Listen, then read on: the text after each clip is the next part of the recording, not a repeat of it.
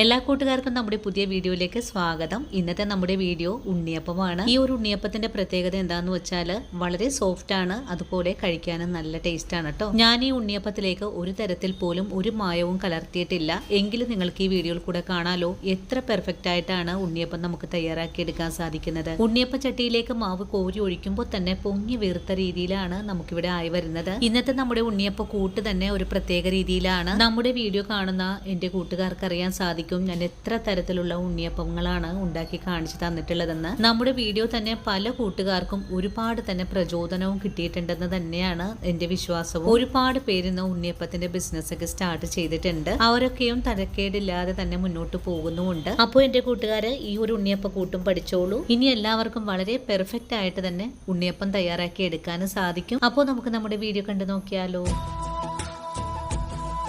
ഇനി നമുക്ക് ഉണ്ണിയപ്പം തയ്യാറാക്കി എടുക്കാനുള്ള അരി ഒന്ന് വെള്ളത്തിലിട്ട് കുതിർത്തിയെടുക്കാം. ഇതിനായിട്ട് 300 ഗ്രാം അളവില് പച്ചരിയാണ് പാത്രത്തിലേക്ക് ഇട്ടിട്ടുള്ളത്. പച്ചരിയുടെ കൂടെ തന്നെ ഒരു പ്രത്യേക കാര്യം കൂടെ ചേർക്കുന്നുണ്ട്. 1/2 ഗ്ലാസ് അളവില് പുഴുങ്ങലരിയാണ്. ഇന്നത്തെ നമ്മുടെ ഉണ്ണിയപ്പ കൂട്ട് ഒരു പ്രത്യേക രീതിയിലാണെന്ന് പറഞ്ഞു. ഇന്ന് നമ്മൾ എടുത്തിട്ടുള്ള 2 അരിയും കൂടി ചേർത്ത് കഴിഞ്ഞാൽ 1/2 കിലോ അളവിലായിട്ടുണ്ട്. ഇനി നമുക്ക് ഈ അരി നല്ല പോലെ കഴുകിയതിനു ശേഷം ഒരു 6 മണിക്കൂർ നേരത്തേക്കൊന്ന് കുതിർത്താൻ വെച്ചു കൊടുക്കാം. അങ്ങനെ അരി കുതിർത്താൻ വെച്ചിട്ട് 6 മണിക്കൂർ കഴിഞ്ഞിട്ടുണ്ട്. ഇനി നമുക്ക് ഈ അരി ഒന്ന് അരച്ചെടുക്കാം.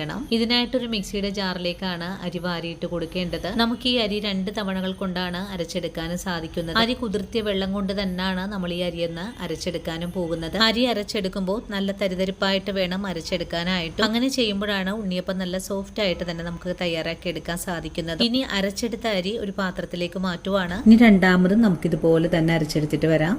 ഇനി നമുക്ക് മിക്സിയുടെ ജാറ് കഴുകിയിട്ട് കുറച്ച് വെള്ളം കൂടെ ഒഴിച്ചു കൊടുക്കാം. നമ്മുടെ മാവ് നല്ല കട്ടിയായിട്ടാണ് നമുക്കിവിടെ അരച്ചെടുക്കാൻ സാധിച്ചിട്ടുള്ളത്. പുഴുങ്ങലരി നമ്മളിതിലേക്ക് ചേർത്തിട്ടുള്ളത് കൊണ്ട് നല്ല കട്ടിയായിട്ടാണ് കേട്ടോ നമ്മുടെ മാവ് കിട്ടിയിട്ടുള്ളത്.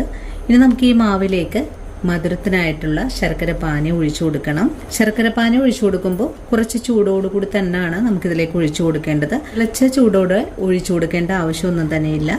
നമ്മുടെ കൈകൊണ്ട് തൊട്ട് നോക്കുമ്പോൾ നല്ല പൊള്ളുന്ന രീതിയിലുള്ള ഒരു ചൂടായിരിക്കണം. നല്ലവണ്ണം മാവൊന്ന് മിക്സ് ചെയ്ത് കൊടുത്തിട്ടുണ്ട്. ഇനി നമുക്കിതിലേക്ക് ശർക്കര പാനി ഒഴിച്ചു കൊടുക്കാം. ഞാനിവിടെ ഒരു 300 ഗ്രാം അളവിലാണ് ശർക്കര എടുത്തിട്ടുള്ളത്. 1 ഗ്ലാസ് വെള്ളം കൂടി ചേർത്തിട്ടാണ് ശർക്കര ഉരുക്കിയെടുത്തിട്ടുള്ളത്. ആദ്യം 1 കപ്പ് അളവില് ശർക്കര പാനി ഒഴിച്ചു കൊടുക്കുന്നുണ്ട്. അതുപോലെ ഒന്നുകൂടി ഇളക്കി യോജിപ്പിച്ചു കൊടുക്കാം. ശർക്കര പാനി ഒഴിച്ചു കൊടുക്കുമ്പോൾ തന്നെ ഇളക്കി കൊടുക്കണം, അല്ലെങ്കിൽ നമ്മുടെ പൊടി വെന്തു പോവാൻ സാധ്യത കൂടുതലാണ്. നല്ലപോലെ ഒന്ന് ഇളക്കി യോജിപ്പിച്ചിട്ടുണ്ട്. ഇനി നമുക്ക് മധുരം ഒന്ന് നോക്കാം. മധുരം കുറവാണ്, അപ്പോൾ ഞാനിതിലേക്ക് 1/2 കപ്പും കൂടെ ഒഴിച്ചു കൊടുക്കുന്നുണ്ട്. 300 ഗ്രാം ശർക്കരയും ഞാനിപ്പോൾ ഒഴിച്ചു കൊടുത്തിട്ടുണ്ട്. വീണ്ടും നല്ലോണം തന്നെ ഇളക്കി യോജിപ്പിച്ചു കൊടുക്കാം. അങ്ങനെ നമ്മുടെ ഉണ്ണിയപ്പത്തിന്റെ മിക്സ് ഇവിടെ റെഡിയാണ്. ഇനി ഇതിലേക്ക് 1 നുള്ളു ഉപ്പ് കൂടെ ചേർക്കണം. 1 നുള്ളു ഉപ്പ് ചേർക്കുവാണ്. ഉപ്പും കൂടി ചേർത്തിട്ട് ഒന്നുകൂടി ഇളക്കി യോജിപ്പിച്ചു കൊടുക്കാം. ഇപ്പോൾ നമ്മുടെ മാവ് നല്ല ലൂസായിട്ടാണ് ഇവിടെ ആയി വന്നിട്ടുള്ളത്. ഇത്രയും ലൂസായിട്ടാണ് നമ്മുടെ മാവ് ഇവിടെ ഇരിക്കുന്നത്. ഇനി നമുക്ക് ഈ മാവൊന്ന് മാറ്റി വെക്കണം. ഇനിയിപ്പോൾ നമ്മളിന്ന് രാത്രിയാണ് മാവ് കലക്കി വെക്കുന്നത്. ഇനി രാവിലെയാണ് ഉണ്ണിയപ്പം തയ്യാറാക്കാൻ പോകുന്നതും. അപ്പോൾ മാവ് ഒന്ന് മൂടി വെച്ചിട്ടുണ്ട്. ഇനി നമുക്ക് രാവിലെയാണ് ബാക്കിയുള്ള കാര്യങ്ങളൊക്കെ ഇതിലേക്ക് ചേർക്കേണ്ടത്.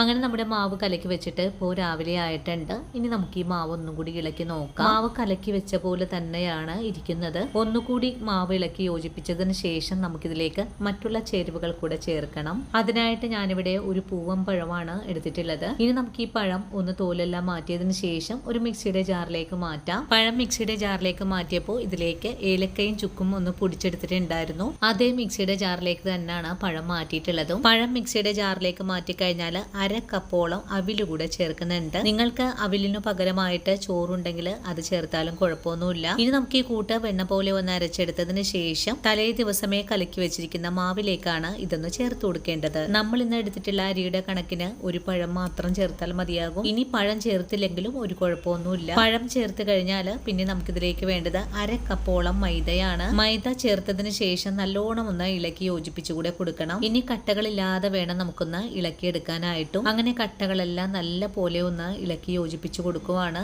ഞാൻ ഈ പ്രാവശ്യം വാങ്ങിച്ചിട്ടുള്ള ശർക്കരയ്ക്ക് ഒരു തരി പോലും കളറില്ല, അതുകൊണ്ടാണ് ഈ ഒരു രീതിയിൽ തന്നെ കളറായി വന്നിട്ടുള്ളത്. അതുപോലെ മധുരമൊക്കെ ആവശ്യത്തിനും ഉണ്ട്. ഇപ്പോൾ നമ്മുടെ കട്ടകളെല്ലാം നല്ല പോലെ ഉടച്ച് നമ്മുടെ മാവ് ഇതുപോലെ അയഞ്ഞ പാകത്തിലേക്ക് ആയി വന്നിട്ടുണ്ട്. ഇനി ഒന്നുകൂടി ഇളക്കി യോജിപ്പിച്ചെടുത്തതിന് ശേഷം നമുക്ക് ഉണ്ണിയപ്പം തയ്യാറാക്കാൻ തുടങ്ങാം. അതിനു മുന്നേ ആയിട്ട് തന്നെ നമുക്ക് ഈ മാവിന്റെ പാകം ഒന്ന് നോക്കാവുന്നതാണ്. കുറച്ച് മാവ് കോരിയെടുത്തതിന് ശേഷം തവിയൊന്ന് മറിച്ച് നോക്കിയതിന് ശേഷം ഇതുപോലൊന്ന് വരയിട്ട് കൊടുത്തു കഴിഞ്ഞാൽ വര കൂടാതെ നിൽക്കുവാണെങ്കിൽ നമ്മുടെ കറക്റ്റ് ആയിട്ടുള്ളൊരു മാവിന്റെ ഭാഗമാണ്. നമുക്ക് ഈ ഉണ്ണിയപ്പ കൂട്ടിലേക്ക് കുറച്ച് നെയ്യിൽ നാളികേര കൊത്തും ഒരു സ്പൂൺ അളവിൽ എള്ളും കൂടി ചേർത്ത് നല്ലപോലെ ഒന്ന് മൂപ്പിച്ചെടുത്തിട്ടുള്ളതാണ്. ഇനി ഇതുകൂടി ചേർത്ത് കൊടുത്തതിന് ശേഷം നല്ലതുപോലെ തന്നെ നമുക്കൊന്ന് ഇളക്കി യോജിപ്പിച്ച് കൊടുക്കാം. നാളികേര കൊത്ത് വറുത്തെടുത്തപ്പോൾ അതിലേക്ക് ഒരു നുള്ളു മഞ്ഞൾപ്പൊടിയും കൂടി ചേർത്തിട്ടുണ്ടായിരുന്നു. അതുകൊണ്ടാണ് കേട്ടോ ഈ ഒരു മഞ്ഞ കളർ നമ്മുടെ മാവിന് കിട്ടിയിട്ടുള്ളത്. ഇനി താളിപ്പ് കൂടി ചേർത്തിട്ട് നല്ല പോലെ ഒന്ന് ഇളക്കി യോജിപ്പിച്ചതിന് ശേഷം ഉണ്ണിയപ്പം ഉണ്ടാക്കാൻ തുടങ്ങാം. ഇനി ഉണ്ണിയപ്പ ചട്ടി അടുപ്പിലേക്ക് വെച്ച് കൊടുത്തിട്ടുണ്ട്. ചട്ടി ചൂടായി വന്നപ്പോഴേക്കും വറുത്തെടുക്കാൻ ആവശ്യമായ ഓയിലാണ് ഒഴിച്ചു കൊടുത്തിട്ടുള്ളത്. ഉണ്ണിയപ്പം കറക്റ്റ് ഷേപ്പിൽ കിട്ടാനായിട്ട് ഒരു 1/4 ഭാഗത്തോളം എണ്ണ ഒഴിച്ചു കൊടുത്താൽ മതിയാകും. എണ്ണ നിറഞ്ഞു പോവുകയാണെങ്കിൽ ഉണ്ണിയപ്പത്തിന്റെ ഷേപ്പ് തന്നെ മാറിപ്പോവാനും സാധ്യത കൂടുതലാണ്. നല്ലതുപോലെ എണ്ണ ചൂടായി കഴിഞ്ഞാൽ സിമ്മിലേക്ക് വെച്ച് കൊടുത്തതിന് ശേഷമായിരിക്കണം മാവ് കോരി ഒഴിച്ചു കൊടുക്കേണ്ടത്. ശക്തിയായ ചൂടോടുകൂടി തന്നെ മാവ് കോരി ഒഴിച്ചു കൊടുക്കുകയാണെങ്കിൽ ഉണ്ണിയപ്പം പെട്ടെന്ന് തന്നെ പൊങ്ങി വീർത്ത് പൊട്ടിപ്പോവാനൊക്കെ സാധ്യത കൂടുതലാണ്. മാവ് കോരി ഒഴിച്ചപ്പോൾ തന്നെ നമ്മുടെ ഉണ്ണിയപ്പം നല്ലതുപോലെ ഒന്ന് ഫ്ലഫി ആയിട്ടൊക്കെ വന്നിട്ടുണ്ട്. ഇനി ഞാൻ ഉണ്ണിയപ്പം ഒന്ന് മറിച്ചിട്ട് കൂടെ കൊടുക്കുന്നുണ്ട്. ശർക്കരയ്ക്ക് കറുത്ത കളറില്ലാത്തത് കൊണ്ട് നമ്മുടെ ഇന്നത്തെ ഉണ്ണിയപ്പം ഗോൾഡൻ കളറിലാണ് ആയി വന്നിട്ടുള്ളത്.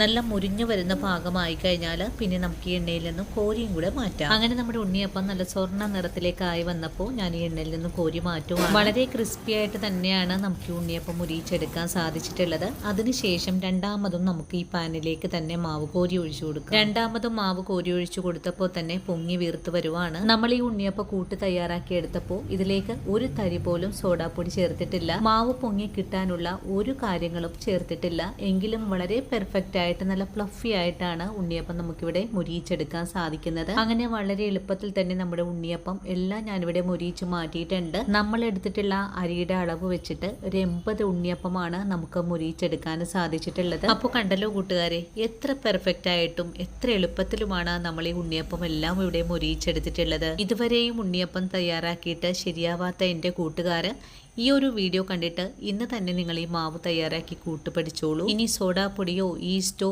അങ്ങനെയുള്ള ഒന്നും തന്നെ ചേർക്കാതെ പെർഫെക്റ്റ് ഉണ്ണിയപ്പം എല്ലാവർക്കും വീടുകളിൽ തയ്യാറാക്കി വയ്ക്കാനും സാധിക്കും. നമ്മുടെ കുഞ്ഞുങ്ങൾക്കും നമ്മുടെ വീട്ടിലുള്ള എല്ലാവർക്കും ഒരു തരി പോലും മായമില്ലാത്ത ഉണ്ണിയപ്പം നമ്മുടെ കൈകൊണ്ട് ഉണ്ടാക്കിയിട്ട് അവർക്ക് കൊടുക്കാനും സാധിക്കുന്നതാണ്. അപ്പോൾ ഇന്നത്തെ നമ്മുടെ വീഡിയോയും എൻ്റെ കൂട്ടുകാർക്ക് വളരെ തന്നെ ഇഷ്ടമായി എന്ന് വിശ്വസിക്കുന്നു.